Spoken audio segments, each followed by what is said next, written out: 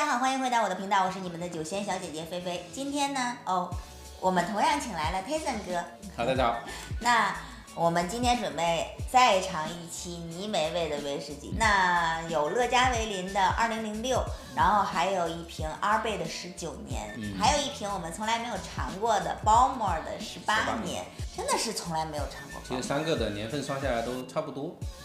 那个乐嘉维林算下来应该是15年左右的一个。最近乐嘉维林这瓶酒是我的最爱。是真的很好，真的很好。然后其实就是说，很多人说那个乐嘉维林算是那个艾雷岛之王嘛，对吧？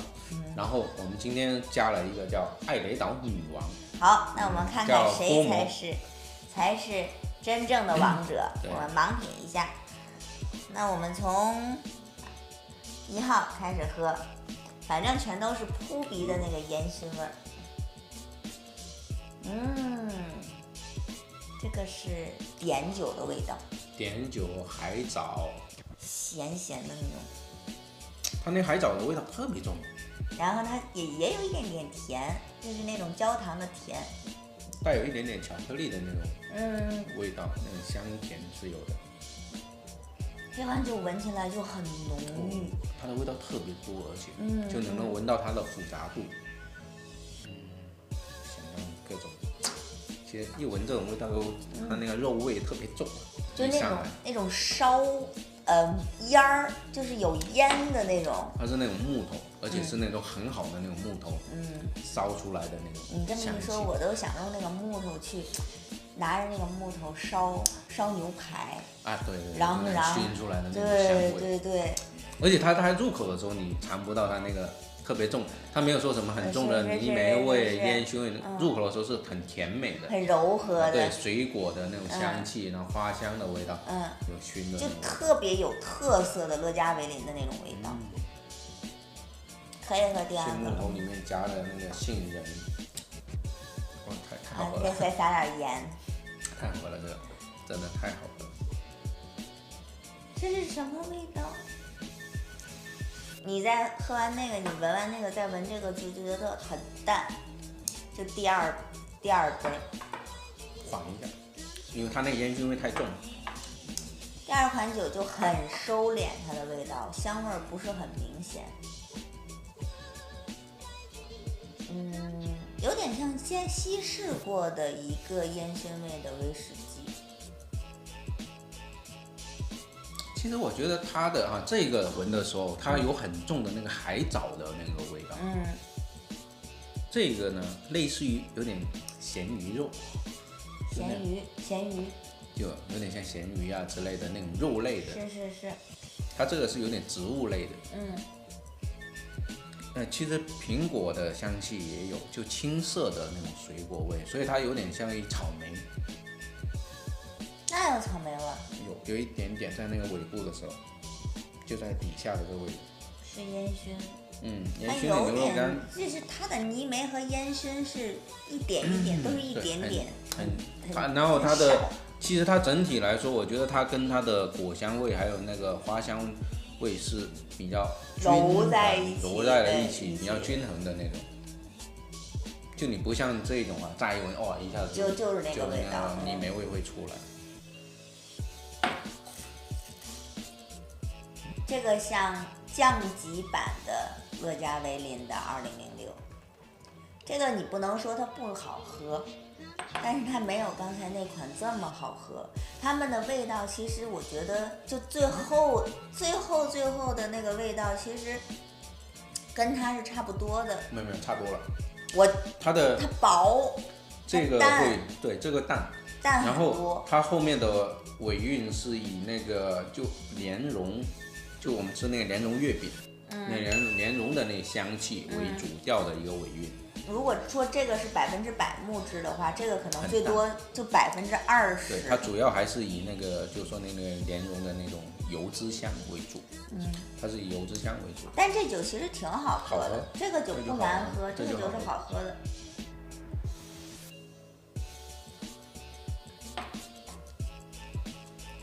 只是没有那么好喝，但是我觉得它应该比第三个阿贝19好喝。没有，它是相对来说啦，因为这款主要是太厉害了，太浓了，太重，所以它跟它对比，它会显得显不出来它的特色。对，但是如果你单独喝的话，我觉得这款酒应该是真的非常不错的。它的那个层次感一直都存在着。而且它没有很重的说泥煤味，它没有很重的泥煤味，包括烟熏味，它其实它只是一个小烟熏，对，真的很淡的一个烟熏了。我觉得就是说它做的很均衡，是整体做的非常均，就包括泥煤味、烟熏味，包括果香，它是整个它是揉在一起，然后非常的均衡，做的很平衡的一款酒。来第三个，这我看颜色我就觉得我就知道它是阿贝。阿贝为什么颜色每次都是这么最浅的一个呀？但今天阿贝为什么没有什么泥煤烟熏味？对，第一款太厉害了。这个反倒就是水果糖味儿出来了。相对来说，就是阿贝会显得有点单调吧。就喝的话，其实它主要还是以泥煤味为主。就很泥煤，很泥煤。以泥煤味，然后它的泥煤味会盖掉一些它的一些细节了，我觉得会有一些。但它泥煤是泥煤的甜香，很泥煤的那种，它那个是挺好喝的，就是后面好像就慢慢的，就是从始至终一直都是那种泥煤的花果香，然后是越来越淡。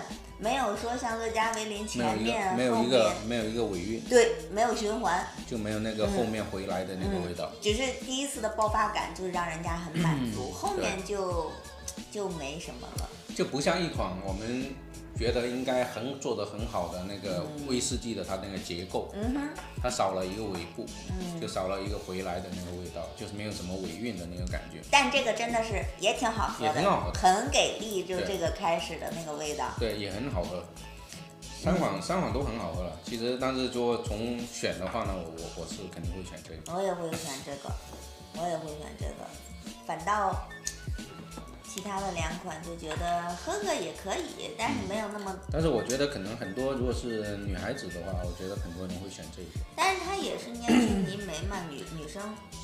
它是属于很轻柔、很淡的，就我觉得还可以了。就刚你们如果是说没有太接触泥煤味、烟熏味的话，其实这一款是不错，可以去作为一开始的一个入门之选，是非常不错的。这个就一般要到重的，属于重口味的，这个是更重口味的，因为它这个是真的就泥煤，这个还有烟熏。好吧，那请导演给我们执笔写下我们的答案吧。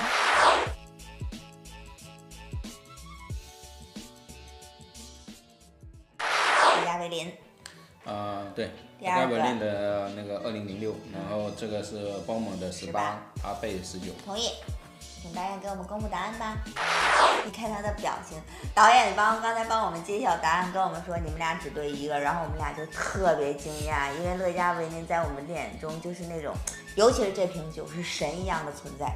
大家可以看一下，一周就剩半瓶了。然后他之前有帮我尝过这瓶酒，然后说包莫18还不错，没想到这么不错呢。因为我记得我们第一次喝它的时候，它后面的那个回来的那个味道都说有了，我喝的时候有，它是有它没有之前喝的那么浓，就这个很明显的那个木质香气。来，我介绍一下这3款酒的价钱。包莫的18年呢，大概是在150，那乐嘉维林这个2006年的限量款呢，也是150。那阿贝的19年要300美金。今天的翻车之地就是这个包莫，是谁说的包莫是苏格兰女王了？艾雷岛是谁说的艾雷岛女王？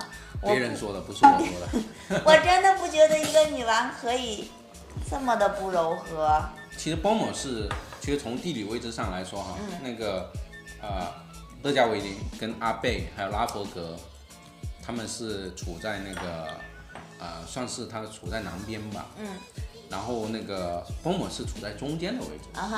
对，然后那个巴拉迪是处在那个就跟它差不多是斜对岸吧。他们是它是有点偏北了。我不明白为什么他们就没有写泥煤值，为什么只有布克拉蒂写泥煤值？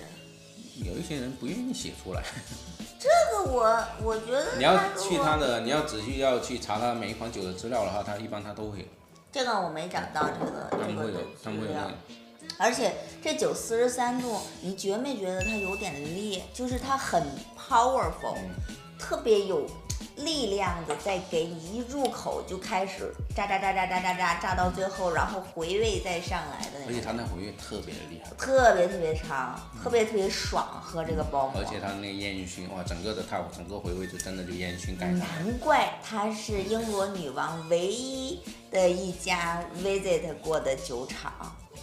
他还专门那个为那个英国女王她做了桶酒，因为英国女王是1980年去参观了这个酒厂，然后他在参观的当时他蒸馏了一桶酒，特别专门为那个女王挑选了一桶酒出来蒸馏的，然后这一桶酒从那个一直放到那个2002年，对，放到2002年，然后再拿出来，刚刚那个时候是做那个女王的就公益拍卖会嘛，他是献给他的一个纪念品了，相当于把这一桶酒全部就给那个女王了。做女王真好。对，然后女王她是把这些酒呢，她又拍卖，然后送礼的送礼，然后到最后只剩下1瓶，然后现在还保存在那个白金汉宫。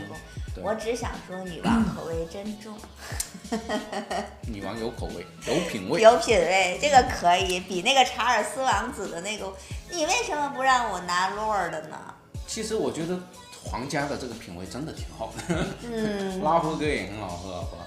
就我觉得他们的品味真的，哎呀不得了。好了，这期视频我们就到这里了。如果大家喜欢我们的视频，记得给我们点赞关注哟。如果大家有什么想让我们帮大家尝的酒，记得给我留言。我们下次见喽，拜拜。拜拜。拜拜。